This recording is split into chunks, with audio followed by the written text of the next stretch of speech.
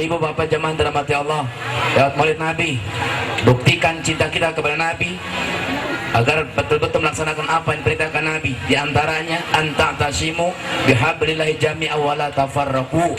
Kita semua harus bersatu dalam agama Allah, tidak boleh bercerai-berai. Bersatu dalam cinta kepada Allah. Allah berfirman, wa'tasimu bihablillahi jami'a wa la tafarraqu. Al-ayah. Ini firman ayat sejalan dengan hadis Nabi tadi. Hadis sejalan dengan firman Allah. Oleh karena itu lewat maulid Nabi, ayo latihan menata hati, mengasah jiwa, samakan langkah, seragamkan gerak, satukan berpikir, bersama dipikul ringan sama dijinjing. Perbedaan di antara kita mesti ada, karena itu cara Allah mengajarkan kepada kita agar kita bisa saling menghormati, bisa saling menghargai, bahkan bisa saling mengisi dan melengkapi. Allah wa rasulahu wa la tanaza'u. Taati Allah dan Rasulnya dan jangan bertengkar. Kata Imam Ghazali, kun kal yadaini wa la takun kal uzunain. Jadilah kamu seperti dua tangan dan jangan menjadi seperti dua telinga. Di tangan dua kan kompak, tangan kiri gatal, kanan yang garuk, tangan kanan yang gatal, tangan kiri yang garuk. Kalau duanya gatal kan garuk-garukan. Artinya kata Imam Ghazali, kita harus tetap rukun, kompak, guyup dan bersatu. Oleh Nabi juga kita dihantarkan agar betul-betul mengenal Rasulullah, itu yang paling penting. Sebab setelah kita mengenal Allah, wajib mengenal Rasulullah. Ma'rifatullah, mengenal Allah, wajib ma'rifat Rasul, mengenal Rasulullah. Karena mengenal Allah, mengenal Rasulullah menghantarkan kita menjadi manusia yang syukur, menjadi manusia yang sabar. Syukur dan sabar akan melahirkan pribadi-pribadi yang ikhlas. Sabar seperti samudra luas yang tidak berbatas, syukur seperti angkasa tinggi yang tidak bertepi. Sabar, syukur, syukur, sabar, lahirlah pribadi yang ikhlas. Ya Bu ya, kita mah syukur aja udah, minta hidup kagak ya. Syukur yang ada, sabar yang ada. Ya Bu ya. Kalau orang sudah mengenal Allah, mengenal Rasulullah lewat maulid Nabi, tidak lagi mengeluh, tidak lagi putus asa, tidak lagi benci, tidak lagi ada permusuhan, tidak. Tenang. Kalau orang sudah mengenal Allah dan Rasulullah, berlaku dalam dirinya kalimat la haula wala quwwata illa billahil aliyil. Tenang, nggak pernah ngeluh ya Bu ya. Nggak pernah ngeluh. Ketemu suami marah senyum, ketemu istri ngambek, lihat anak minta beli motor belum bisa beliin, nyengir, ingat nyengir yang ikhlas, senyum yang ikhlas, cirinya giginya kelihatan, ya bukan jembetut, ya ya ya ya apa, syukur, sabar, ikhlas. Kalau orang sudah syukur, kalau orang sudah sabar, sudah ikhlas, tenang, pertama dia akan siap, bahkan rindu dengan malaikat maut menjemput. Rindu. Ibu sekarang sedang apa duduk di sini? Sedang menunggu malaikat maut menjemput. Halo? Lupa ya? Orang yang paling cerdas kata Nabi adalah orang yang pandai mengingat dengan malaikat maut. Bahkan dia rindu dengan malaikat maut. Tuh orang yang paling cerdas. Sebab kata Nabi, orang yang paling bodoh itu cirinya ada dua. Pertama takut mati, yang kedua takut miskin. Kalau orang sudah takut miskin, takut mati, muncul penyakit hubud dunya wa karahatul maut.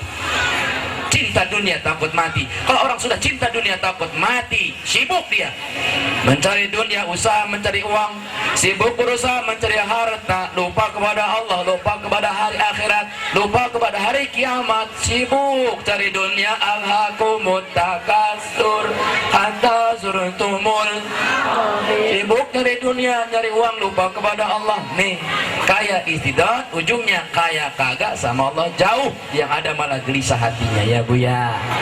Nah kita mah tenang, lewat maulid Nabi latihan supaya sabar, latihan syukur supaya ikhlas, dengan cara muhasabah, introspeksi sebelum berbuat, ketika berbuat dan setelah berbuat, terus koreksi dan evaluasi diri. Mari sama-sama kita semua bermuhasabah, sama-sama merenung, sama-sama berdoa kepada Allah Subhanahu wa Ta'ala. Mari ibu bapak tundukkan kepala, mari kita tutup mata kepala, Buka mata hati. Allah jauh tidak berjarak, dekat tidak berasa. Allah selalu melihat dan mendengarkan kita. Mari kita ingat maksiat-maksiat yang pernah kita perbuat. Kita ingat dan kita kenang apa-apa yang telah kita lakukan. Dan sama-sama kita semua dengan ikhlas beristighfar kepada Allah Subhanahu wa ta'ala. Astaghfirullah Rabbal baraya. Astaghfirullah minal khotoya. Semua astaghfirullah Rabbal baraya. Astaghfirullah minal khotoya. Semua astaghfirullah Rabbal baraya. Astaghfirullah minal khotoya. Semua tundukkan kepala. Mari kita tutup mata kepala, buka mata hati. Tidak ada satu patah kata pun yang terucap yang tidak terdengar oleh pendengaran Allah yang maha mendengar. Tidak ada satupun lirikan mata yang luput dari pengetahuan Allah. Ingat ibu, bapak, saudara-saudara, satu langkah kita adalah selangkah menuju kubur kita. Semakin hari sesungguhnya semakin dekat dengan kematian kita. Kita semua pasti akan meninggalkan apa yang kita cari dan kita cintai selama ini. Ingat bahwa ajal bisa menjemput kita kapan dan di mana saja kita berada. Mungkin pada saat bekerja, di jalan, di kantor, di rumah, atau bahkan sedang tidur. Ingat bahwa ajal tidak bisa ditunda-tunda. Mati-matian kita berusaha mencari harta, mencari dunia, tidak akan pernah menang karena kita pasti mati dan semua pasti akan diperhitungkan. Tidak ada sedikit pun yang kita lakukan kecuali pasti akan kembali kepada diri kita. Allah tahu persis maksiat yang kita perbuat. Allah tahu rencana busuk yang kita pikirkan. Allah tahu semua perilaku kita. Saudara-saudaraku, andai kata kita sudah mati, tidak ada lagi yang bisa menolong kita. Harta yang mati-matian kita kumpulkan, yang membuat kita pusing sehari-hari, tidak akan pernah bisa kita bawa, karena memang bukan milik kita, itu semua milik Allah. Hanya dengan kain kafan yang dililitkan ke tubuh kita. Saudara-saudara, andai kata kita sudah mati, tubuh sudah kaku, wajah sudah membeku, kain kafan sudah mulai membungkus. Bersyukur kalau nanti ada yang mau mengurus dan mensolati kita. Suami, istri, saudara dan anak-anak mungkin hanya bisa menangis di sekitar kita. Tidak akan diusung, digotong ke kamar kita yang baru, yaitu liang lahat. Tidak akan dimasukkan ke dalam kubur. Wajah kita akan dibuka untuk menyentuh tanah. Papan-papan akan ditutupkan di sekitar tubuh kita. Perlahan-lahan anak-anak orang-orang yang kita cintai akan menaburkan tanah, sehingga semakin gelap, tanah semakin penuh, semakin jauh dengan mereka. Mungkin anak-anak kita lah yang nanti akan menaburkan tanah.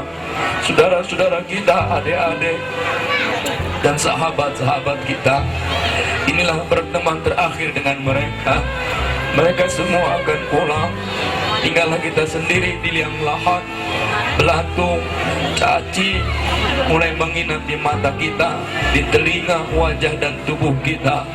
Saudara-saudaraku, tapi yang paling jadi masalah ketika datang malaikat kubur, mungkin pertanyaannya, wahai makhluk malang, betapa sombong dan angkuhnya engkau. Betapa lama kau hidup di dunia, berapa banyak nikmat Allah yang kau sia-siakan dan kau balas dengan pengkhianatan. Mungkin pada saat itulah dinding kubur akan menghimpit orang-orang yang angkuh sombong, orang-orang yang durhaka. Saudara-saudaraku, sebetulnya sholat kita akan membela tapi sholat kita terlalu lemah karena tidak pernah khusyuk dan ikhlas. Mungkin sedekah kita akan membela, tapi sedekah kita terlalu lemah karena selalu riya agar dipuji orang-orang. Mungkin puasa kita akan membela, tapi puasa kita hanya perut, mata tidak pernah puasa, mulut tidak pernah puasa, selalu menyakiti orang lain, bahkan menyakiti orang tua. Saudaraku, mungkin haji kita akan menolong, tapi haji kita haji mardud, haji yang tertolak karena niatnya yang tidak benar. Tinggallah kita sendiri melolong-lolong dalam kubur. Paling-paling yang kita tunggu adalah doa anak-anak kita. Tapi bagaimana mereka bisa berdoa sedangkan kita tidak pernah mengajarkan anak-anak kita mengenal Allah dengan baik? Ketahuilah bahwa siksa kubur akan terhenti jika anak-anak kita berdoa. Saudara-saudaraku, nikmat bahagia rasanya di saat kematian datang, malaikat maut menjemput kita, orang tua ridho, semua ridho kepada kita. Orang-orang yang kita sakiti sudah memaafkan, tidak ada lagi hutang piutang. Kita lepas aja penuh dengan kemuliaan dan husnul khatimah. Saudaraku, ingat, alangkah banyaknya orang yang mati dalam keadaan sebaliknya.